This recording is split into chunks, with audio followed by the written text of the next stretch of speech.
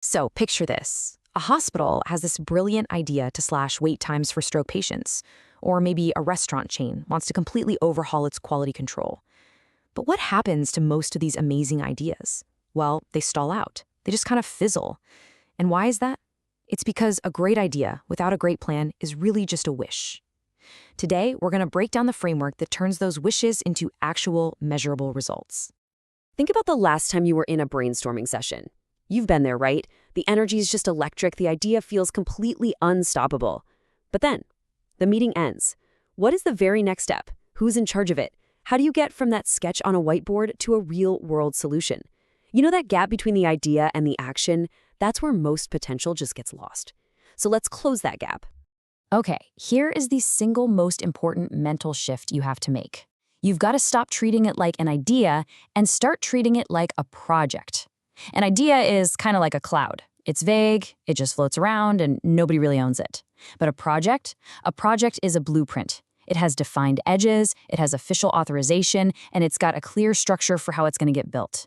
And that transition from cloud to blueprint, that's where all the magic happens. So what's the tool that makes this transformation official? Well, it's called a project charter. And honestly, thinking of it as a birth certificate is perfect. This is the document that formally says, hey, this is no longer just some idea we're kicking around. This is a real project with an official leader and access to the company's resources. Without it, let's be real, you're just working on a hobby. Every great project charter starts by answering the single most important question that every leader has. Why should we even do this? And this isn't about the nitty-gritty technical details. It's all about justifying the project's existence so you can get that all-important green light. And this justification, it has a name, the business case. And don't get it twisted, it is a sales pitch. Its only job is to answer leadership's unspoken question, why should I care? It translates your brilliant idea into the language they speak, the language of problems solved, opportunities seized, and smart investments made. You know, numbers tell stories, and a number like this one tells a very, very compelling story. This is a benefit-cost ratio. A 4.5 means that for every single dollar you ask management to invest, you are promising to hand them back $4.50. A number like that doesn't just get you attention, it gets budgets approved. Okay, so once you've sold the why, you have to define the what. And this means drawing really clear boundaries around your project. What exactly are you going to deliver? And just as important, what are you not going to deliver? This is the project's scope. Defining that scope starts with gathering requirements. And for any serious project, this has to be a formal process. Why? Well, because the loudest voice in the room isn't always the right one. Using structured methods like focus groups, stakeholder interviews, and surveys, make sure you're building what the organization actually needs, not just what one person wants. Now, this is how a good requirement becomes your project's North Star. Saying, make things faster is just a vague wish, but saying a 25% reduction in average patient time to treatment, now that is a finish line. It's specific, it's measurable, and it leaves zero doubt about what success actually looks like. After all, if you can't measure it, you can't manage it. So, you've got your why and your what. Now it is time for the how. You know the destination. This next phase is all about drawing the detailed map that's going to get you there. This is where we break the whole thing down into a plan you can actually follow. And there's a really logical flow to this. It all kicks off with something called a work breakdown structure, or a WBS. That WBS then becomes the bedrock for estimating your costs, to build a budget, and for mapping out all the tasks to create your schedule.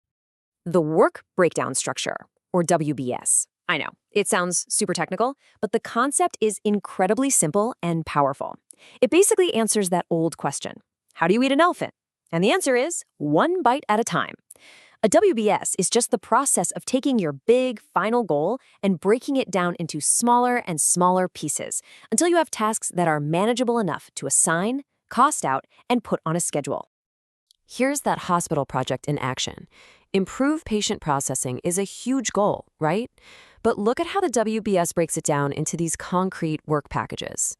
Analyze the current process, develop a new protocol, train the staff, and then implement the new system.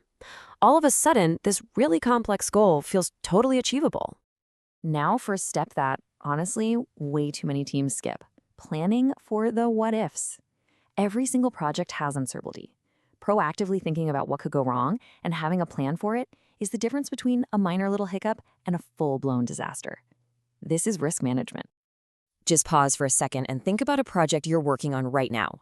What could totally derail it? A key person gets sick, a vendor delivers something late, an unexpected technical glitch? Just naming these potential problems is the first and most crucial step toward controlling them. So once you've identified a risk, you basically have four main options. You can accept it if it's pretty minor. You can change your plan to avoid it altogether. You can take steps to reduce its chances of happening or its impact, or you can transfer it. Buying insurance is a classic way of transferring risk, or hiring a contractor on a fixed price contract. If they go over budget, that's their problem, not yours. You've transferred the financial risk. So we have our why, our what, how, and our what ifs, all planned out. But a plan is pretty useless without execution, right? So how do we actually do the work? Let's just briefly touch on one of the most popular modern ways to do this, Scrum. Think of it as an agile, flexible system for actually executing your plan and delivering results fast. A core concept in Scrum is the backlog, and the best way to think of it is this. The product backlog is your entire grocery store. It's the master list of everything you could possibly need for the whole project. The sprint backlog, on the other hand, is your shopping list for this week. It's the focused, committed list of things you will get done in the next short cycle, or what's called a sprint. That work happens in a repeating cycle called a sprint. The team plans what they can get done, they sync up every day, and then they review the finished work. But the real key is that final step, the retrospective. That's where they ask, how can we be even better next time? This constant loop of doing and improving is what creates this powerful rhythm for steady, predictable progress. So let's bring it all home. The secret sauce is structure. You turn a vague idea into a real project with a project charter. You get everyone on board by justifying the why with a solid business case. You create clarity by defining the what with a clear scope.